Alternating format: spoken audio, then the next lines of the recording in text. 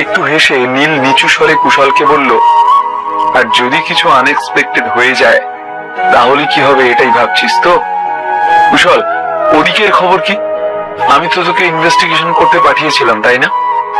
আমার কাছে এই মুহূর্তে যা খবর আছে সেই অনুযায়ী মার্কেটের অর্ধেক কেন পুরো কন্ট্রোলটাই রায়চৌধুরী পরিবারের কাছে আছে।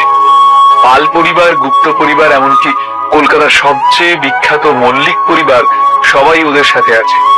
এরা সবাই মিলে একসঙ্গে ওদেরকে সাপোর্ট দিচ্ছে। হতাশ স্বরে কুশল বলল, নীল স্যার, এবারের মতো যদি আমরা হার মেনে নিই। অর্জুন আর কিছু ভাবতে পারলো না। কি? আরে সমস্যাটা কোথায়? তুমি কি ভয় পেয়ে গেলে নাকি? নীল ঠাট্টা করে বলল, না, আমি শুধু ভাবছি যে যতক্ষণে এই লড়াই শেষ হবে ততদিনে রায়চৌধুরী গ্রুপ তোমার হাত থেকে বেরিয়ে যাবে। নিখিল এরপরে আর কিছু বলল না, কিন্তু সেখানে উপস্থিত সবাই খুব ভালো করে বুঝতে পারলো যে নিখিল কি বলতে চাইছে। অলরাইট, তাহলে কারোর চিন্তা করার কোনো দরকার নেই, আমি সব ব্যবস্থা করে রেখেছি।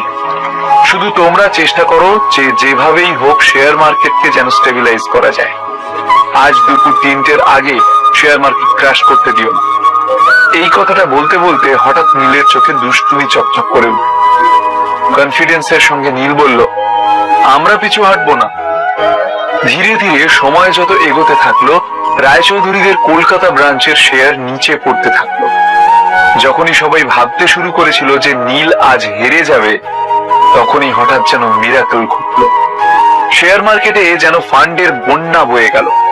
হঠাৎ করে মার্কেটে এত ফান্ড আসতে থাকলো যে শেয়ার মার্কেট শুধু স্টেবিলাইজই হলো না, উপরন্তু অন্যান্য কোম্পানিদেরও লাভ প্রায় 30% পর্যন্ত বেড়ে গেল।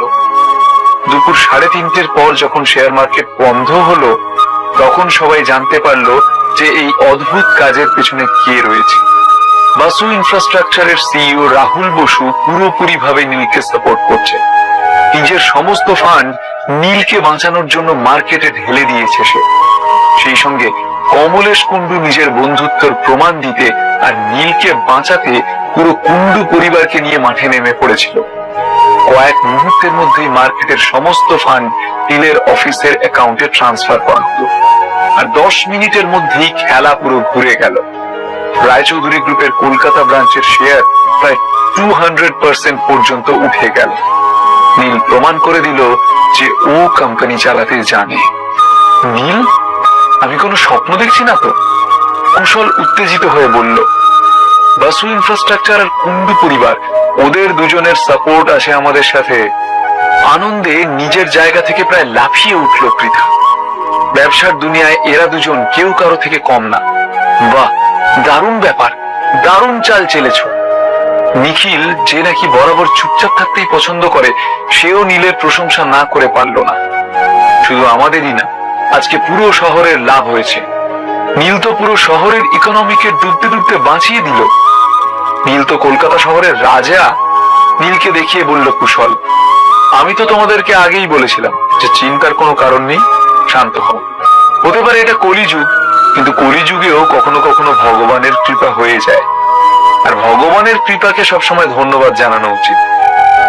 নিজের কাপে আরো একটু চা ঢালতে ঢালতে বলল সে। কিন্তু নীল, তুমি দুটো পরিবারের সাহায্য পেলে কি করে? পৃথা একটু কনফিউজড হয়ে জিজ্ঞেস করলো। তাহলে এবার বুঝতে পারছো তো যে তুমি আমার সঙ্গে ভবিষ্যতে আরো বড় বড় ব্যবসা কিভাবে সামলাবে?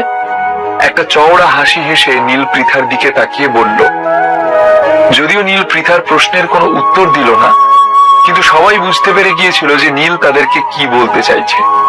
নীল ঘুরিয়ে তাদেরকে এটাই বলতে চাইছিল যে এই সব জানার কোনো প্রয়োজন নেই।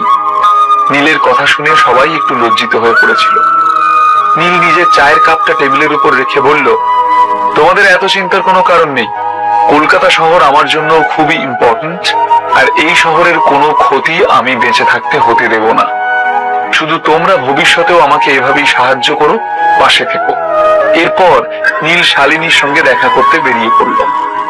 গাড়ি চালিয়ে কলকাতার রাস্তা ধরে যেতে থাকলো নীল। তখনই আদ্রিতার ফোন এলো। এখন তো তুমি খুব ব্যস্ত মানুষ হয়ে গেছো, তাই না? আজকাল আমার কথা মনে পড়ে তোমার? যেই নীল এই কথাগুলো শুনলো, তার ঠোঁটে হাসি ফুটে উঠল।